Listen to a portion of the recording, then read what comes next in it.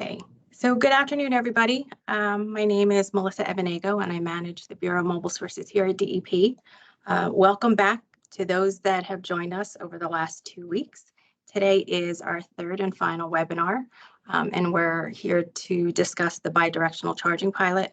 So this pilot will evaluate the technology to send power from the school buses back to the building, which will help alleviate those peak demands on hot summer days.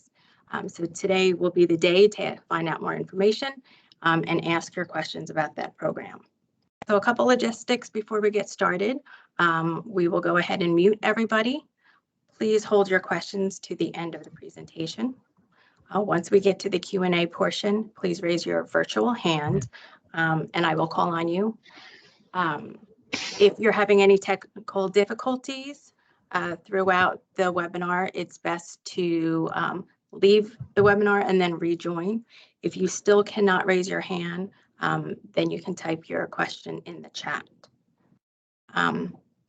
Claire Sugihara from last week is back to provide us a brief overview of the electric school bus solicitation before we go into that deeper dive of the bi-directional charging pilot. Claire is a Senior Transportation Policy Advisor here at DEP who develops and supports transportation decarbonization programs across the light, medium, and heavy-duty vehicle sectors with a particular focus on zero-emission vehicles. Our key speaker today is Gil Botham, who will take the deeper dive into the pilot program. He has experience in the medium and heavy-duty electrification sector. Gil is a senior economic advisor for transportation here at DEP, and he helps develop the environmental transportation policy for the state by researching and creating documentation for New Jersey's transportation emissions. Gil brings his experience working with the U.S. Department of Commerce, as well as his experience in the private sector. He has a Master's of Science from the University College of London and completed research with the Transportation for London Corporation. So I think we're going to go ahead and get started, and I'll pass it off to Claire first. Great. Yeah, if you could go to the next slide, Jill. So these first three slides are just going to be the same slides that I presented last week, but just as a quick reminder of the background for the program, because all of the requirements for the base school bus program apply to the bi-directional school bus program, in addition to what Gil is going to talk about today. So I'm just going to give a quick reminder of the background, and then I'll pass it off to Gil. So this program comes out of the 2022 school bus law, which called on the Department of Environmental Protection to develop a program to replace diesel school buses with battery electric school buses. The program provides up to $15 million per year for 3 years, and this is the first year of that program. Eligible applicants include school and school districts who can apply directly to the program, but also school bus contractors that provide student transportation services for New Jersey schools. School bus contractors must apply in conjunction with a specified school or school district. They can't apply on their own. So that's really important to note. Next slide. Thank you. This slide shows a bit more detail about the types of buses that are eligible for funding. They must be new, all electric, and type C or D buses.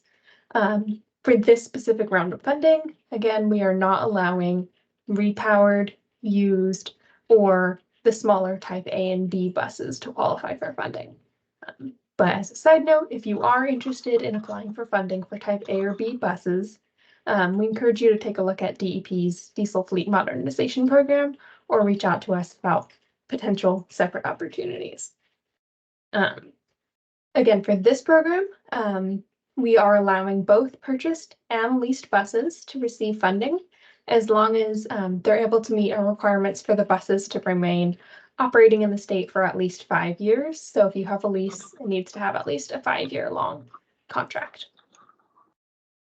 The buses must have at least 90 miles of range on a full charge, or 30% more range than the expected daily maximum mileage of the route that it would serve, whichever one of those is greater.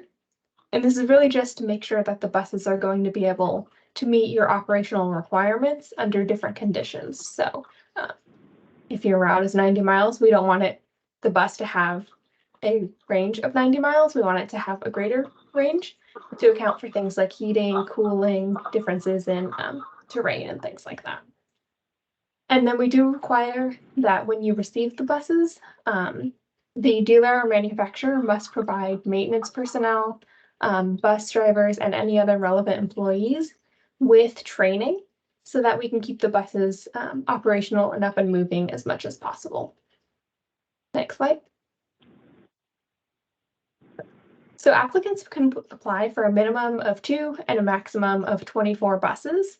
And this includes 2 different components. So you can apply for a maximum of 16 buses under the base school bus program and a maximum of 8 buses under the bi-directional charging pilot. And those are in addition to one another, so a total of 24 maximum buses. The maximum amount of funding per bus and associated charging infrastructure varies depending on whether the district is classified as an overburdened school district or not, and the type of charging infrastructure that you're requesting. So if you compare applications with a level 2 charging station, applications for DC fast charging have up to $20,000 more, and applications for bidirectional charging are eligible for up to $50,000 more, which of course Bill will go into more details in a minute on that. The grant amounts are intended to cover the incremental cost between a diesel school bus and electric school bus and the associated charging infrastructure. We're planning to award at least 50% of the buses funded under the program to overburdened school districts and looking to ensure the awards are spread throughout the state as well. And with that, I will turn it over to Gil to talk about the bidirectional charging pilot. Awesome. Thanks, Claire. All right, so really, let's kind of jump into what is bidirectional charging. So there's a couple different terms we're going to be throwing around today. So let me just make sure we're all on the same page of what each term actually means. So bidirectional charging is really the overall overbranching kind of idea, where that is the generalized technology, and each of the different V2 are specific use cases of the technology. So for this pilot, we are looking to create a vehicle to building bidirectional program, which basically means that we are taking the electricity from the battery of the bus and using it to offset some of the electricity demand from the building. There is also a vehicle to grid, which is not something we are looking to fund with this program, but is something that we are looking to fund across all class levels, hopefully in the future. So I'm more of a visual person more than a words person. So I also created a graph to kind of hopefully help spell this out. So on the left side, you can see what will be the vehicle to building pilot, which goes from the school bus to your bidirectional charging unit, then directly to a building meter, which will feed into the building itself. You might need a possible upgrade of your panel, depending on how much charge is actually coming into the building. But that is something that you can discuss further, and we will help you figure out if that's actually needed. Now, vehicle to grid is on the right side. Again, it is a possible future project, not something we are looking to fund, but just to help you visualize what that would look like. Instead of going to a building, that would go to a EVSE unit and a meter, which then would feed directly into the grid. That is really the where the idealized technology is looking to go. However, that is not possible right now in New Jersey. So we are really working with this vehicle to building pilot. So what is the actual need for this project, and what do I need to do in order to qualify? So there are 4 main components of what is needed to apply to our pilot. Firstly is partner engagement. Really, this is just making sure that you have letters from a bus supplier, a EVSE supplier, and a software provider that all state you are capable of having bidirectional functionality with the products that you purchased. That is really just nameplate capacity, just making sure that you're actually buying bidirectional components from the vendors that supply them. Really, this engagement could be a letter or even a quote showing that you have Vita G bus, two of them, and they would be delivered on some date. And next, you have to have your utility load change form and your maximum ability capacity. So this is going to come from your utility. So not only do we need you to work with the actual vendors, but we need to make sure that the utility is engaged from the start. So the utility load change form is a standardized, mostly standardized form that the utility will have ready for you. And within that, we'll have all the information that you need in order to apply to our program. So there will be things such as building capacity and phasing that are both necessary components to understand before applying, but the utility load change form should have all that information, which is why we are requesting that you have at least a submitted load change form. It doesn't need to be approved, but at least submitted to the utility as part of the application. So really just starting the conversation, no need to get anything further than that, but just making sure that those conversations have started. As Claire mentioned before, we have a maximum of 8 buses for this pilot. And part of the project readiness is stating how many buses you are having, and then that will determine how much power is going to be given to your building. So including in there, which is why we ask for the utility change form, is the existing power, the number of buses and charging stations, as I mentioned before. And through that, you will derive the approximate power generation and proof of compatibility with charging technology. Again, just making sure that each vendor, you understand what that vendor is giving you and how those products interact with one another, because they do have a chain of interaction. And then a timeline of delivery dates and delivery dates for procurement. And then lastly is a budget to specifically demonstrate the incremental cost of bidirectional charging equipment and the manufacturer quotes, really just making sure that what you're saying and what you're giving is lining up with what the budget says. So this is more in detail. This is also on the RFP if you would like to take a look at this in detail, but really this is just written out what I've explained to you verbally. So if you're more of a want to read it and digest it, it is within the RFP, I believe on page, it's one of the later pages, but it's near the end if you are looking for the actual scrolling criteria. So where's the rub? Here is the big opting in to participate with the bidirectional charging pilot.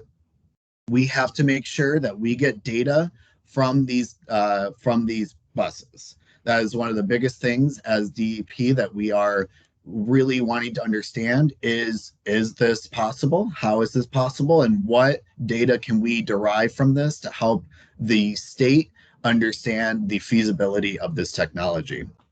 So really, we want to make sure that these bidirectional charging will be installed at a school bus location a school bus depot or other locations that they are going to be able to be housed overnight.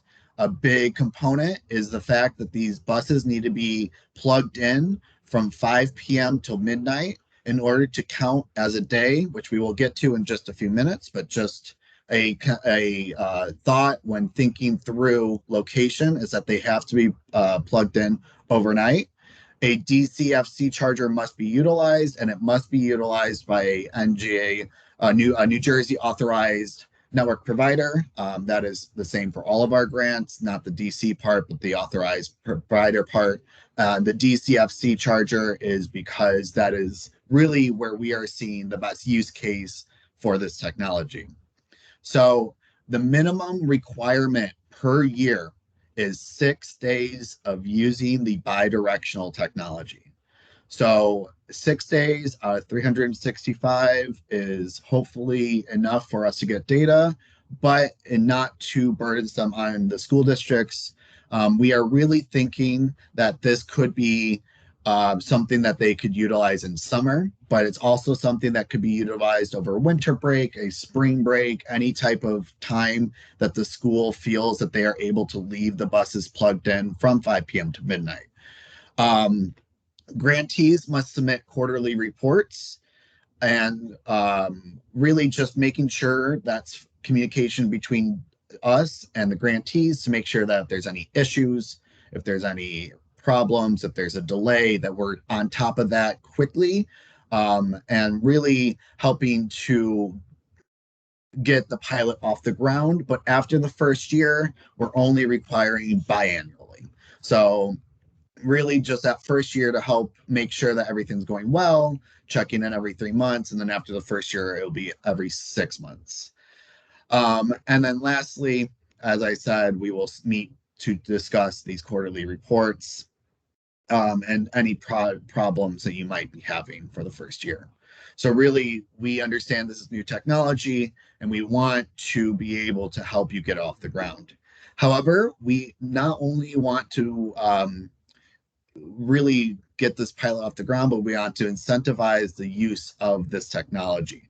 So this is a bonus incentive on top of the 6 days. If you are using the technology more than 6 days a year, DEP will reward that usage with a subsidy. And so really year one, we are trying to make sure that the 6-day requirement is within a year. Obviously, if you get delivered late, then we will give you that time back to make those 6 days within that year. Year 2 and 3 will start at the next calendar year, really to make sure that we are all on the same schedule. So we have flexibility in case there are delays, but this pilot will all end at the same time. And really, so the bonus incentive I just mentioned, as I said before, each year you are required to do 6. That is your minimum requirement in order to qualify for funding. However, if you do more than 6 and we are ramping up that more than 6 number, then we will give you extra subsidy to counteract the increased usage on your electricity. So really, we are trying to figure out how to ramp up this technology. So the first year, if you do 2 additional days, so a grand total of 8 uptime days, you get a bonus per bus of $5,000. Same for year 2, except you need to have a total of 10 days. So that's 4 additional days plus your 6. And then for year 3, it will be 12 total days, 6 plus 6. And you can see the incentive down per bus on the right side. So year 1 and year 2 are both $5,000. And then year 3, if you're able to use the bus successfully for 12 days, then we'll give you $10,000 per bus. So really trying to incentivize the long-term use and the ramp up of these buses, but also understanding that a lot of these times, these ramp up periods are going to be done during summer and done during breaks. So not to give too much too quickly, but really trying to work up to understand how this technology can work within use cases of school buses. So it's just a overall summary table, which I will leave up during question time. So the first up top is just how much would you get per bus. And then the second row is how much you would get per EVSE bidirectional equipment and associated charging infrastructure. And then the bonus incentive is optional, which is up to $20,000. So at the bottom, you can see where our maximum per bus funding amounts come from, which is $320,000 or $350,000, depending on overburden status. So I will leave that there. I did cover a lot quickly, so able to answer questions on either the actual bi-directional technology or this pilot itself, feel free to ask. You can raise your hand or put it in the chat. Yep, James? So I guess I'm not understanding the benefit of this. Maybe take it to another granular level. Why? So I understand that you're having the electric go from the battery to the school, but is there savings in doing so? I'm not really following why we would want to do this. Right. So then when you provide electricity from your battery to the building requires less demand from the grid. So your electricity bill from the utility should go down due to the decreased demand that you're able to provide from the bus battery to the building. And usually what we are trying to do when asking you to plug in from 5 p.m. to midnight is there is a demand curve around 5:30 to 6 where your utility cost or your electricity costs increase. So we are trying to arbitrage that increase in price by using the bus battery where you can charge it overnight at a much cheaper rate. So the bus comes back from doing its runs all day. The battery needs to be charged. That takes 2.5 hours, 3 hours. It's charged, and then the battery's full overnight. And so it's feeding the building, but still charging at the same time. And it's not following that. No, it's your battery. Your bus battery probably will not be empty after its runs because it's been charging from 10 o'clock to 2, right? So if it's charging from 10 to 2 and then runs from 2 to 5, it's probably at 30. And you can use that last 30% to arbitrage down to 0 and then charge overnight on cheap electricity. So you're using what's left in the battery prior to charging it, in theory. Yes. Or there's a time zone, again, why we're asking you to plug in early, because there's a time where the curve of electricity goes up. It's usually after work around 5:36, and buses are usually done around maybe latest 4:30. So you already have an hour and a half to charge before you have to discharge in order to get your cheap electricity. Okay. I think one of the other benefits is school buses aren't widely used in the summer when we have those hot days, but the school buildings or the depots might still be operating for administrative, purposes. So that's why school buses is a really good fit, because those buses are charged and are just sitting there. So they can be used to shave off those peak demands and charges for the district. So there is a savings there. It's just stored energy in those school buses that aren't being utilized. Yeah, it should be noted they're very similar to demand energy response programs that have been going with large industrial commercial customers with electric utilities across the country. I see a hand from Jenny. Hi, yeah, just a follow-up kind of basic question, but is the demand management, pertaining to these buses, is it handled by the software, or do you physically have to be there at midnight to plug No, in the bus? You do have to make sure the bus is plugged in, but as soon as it's plugged in, the demand management software should take over. You will have to Okay, so it decide. knows it would be Yes. scheduled to turn on during Yes, those hours. correct. And then I think I asked this last time, but I'm still confused by this. What if the utility doesn't currently provide an incentive for nighttime charging? So on our school district's utility bills, we see a different charge for off-peak and on-peak, but it's exactly the same rate. So in that situation, there's no advantage to nighttime charging. Well, you're still providing resiliency to the building and grid in order to, we're basically helping to say if there was demand charge, because the demand charge for a school is based off the average use in a month.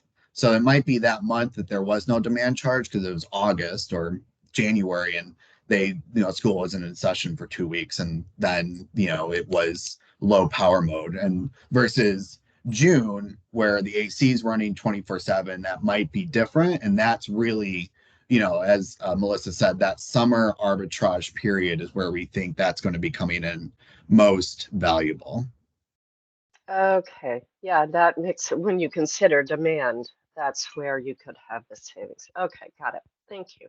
No Yeah, problem. and this is a pilot program, and so there's a number of things that we'll be evaluating, and all of that information will be relayed to the utilities and to BPU.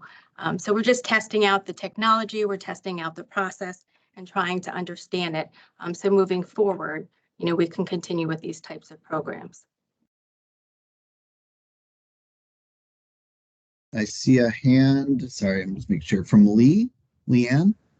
Yes, I just have a question as far as with the charging, and you talk about the one slide said the bi-directional charging will be installed at a school bus depot. So I don't have my buses just like park in a parking lot. So, and I know that in the first webinar, they somebody had suggested, oh, maybe, like a portable charger. Would a portable charger still be able to charge back to the school? No, not really, because it has to be connected to the actual site power grid, if that makes sense. So would I even be able to qualify for this grant?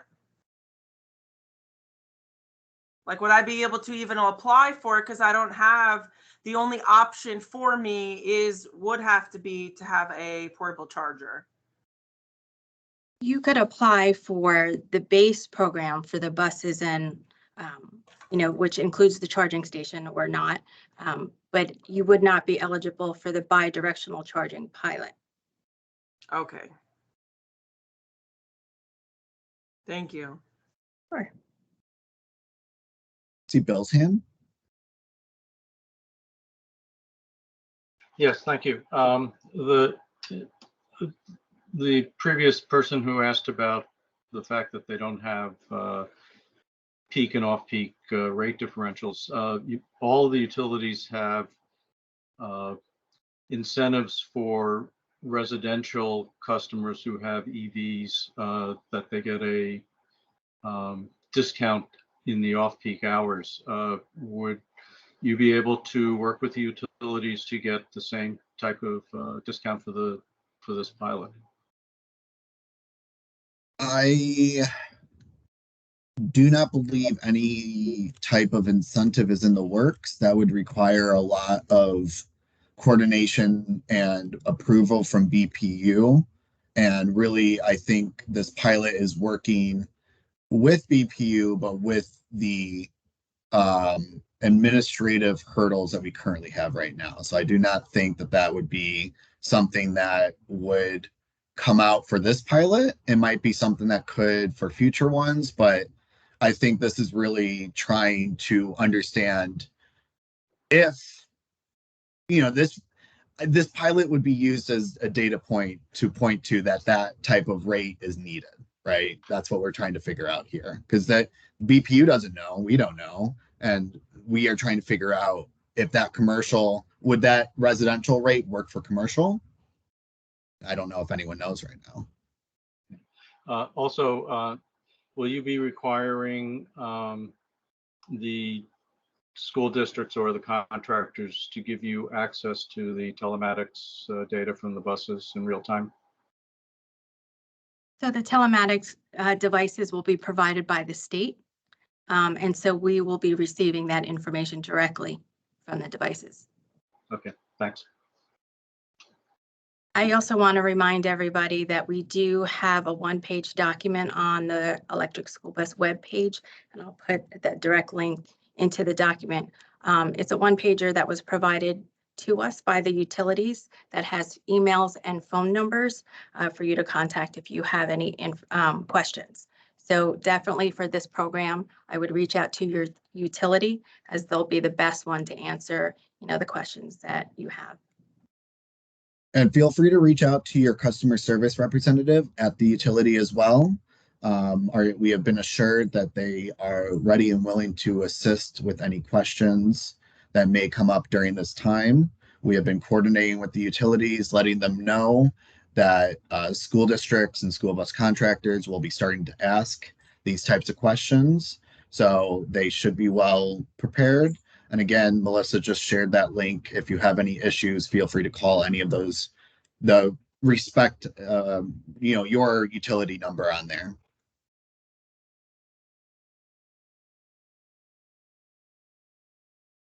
Any other questions? Yes, Jenny. Sorry, just one more. Do we need, I mean, I know the bus has to handle bidirectional charging. The charger also needs to, like both things have to be in place? Yes. Okay. Yeah, there are specific chargers, and that's kind of, it will say, maybe not say, but in the name of the charger, it'll be like company name EVSE Vita G charger. Like it will say the name Vita G or bidirectional in the name of the charger. And that's kind of what we are looking for to make sure that it actually is what is on there. There is also in the RFP a link to the approved EVSE list out of California, which is the list that they have vetted third party wise to be Vita G capable. There's only, I believe, 3 or 4 on there right now. But again, those are kind of good jumping off points if you don't know what to kind of ask for. Great. Thank you. Of course.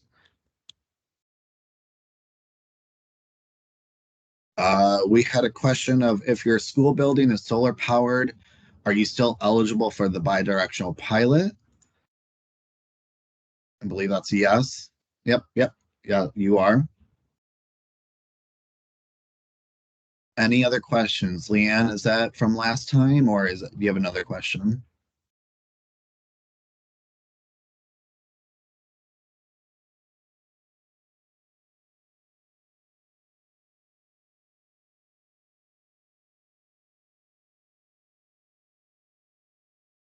All right. Well, hearing no further questions, I will stay on for a few more minutes in case something bubbles up. But if not, I hope to see 56 applications for Vita G technology pilots or bidirectional charging pilots.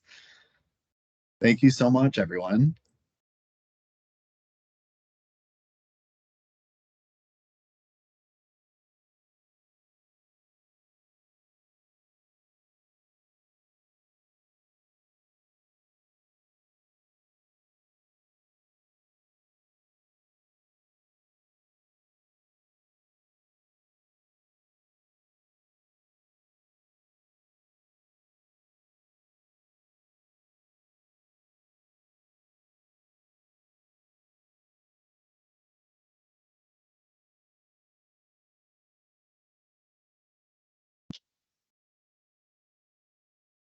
Yep, doesn't look like there's any more questions. All right, sounds good.